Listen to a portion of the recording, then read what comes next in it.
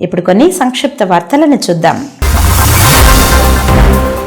తిరుమల తిరుపతి దేవస్థానం అనుబంధ ఆలయమైన శ్రీ ప్రసన్న లక్ష్మీ వెంకటేశ్వర స్వామి ఆలయంలో ఏకాదశి సందర్భంగా ఆలయంలో అత్యంత సుందరంగా అలంకరణలు చేశారు. భక్తులకు దర్శన ఏర్పాటుతో పాటు ప్రసాదాల పంపిణీ చేశారు.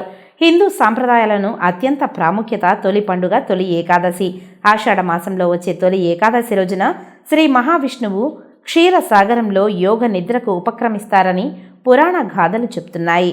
బుధవారం నుండి చతుర్మాసం ప్రారంభమవుతుంది. ఏడాది మొత్తం మీద వచ్చే 24 ఏకాదశుల్లో ఏదో ఒక ప్రాధాన్యతను సంతరించుకుంటాయి.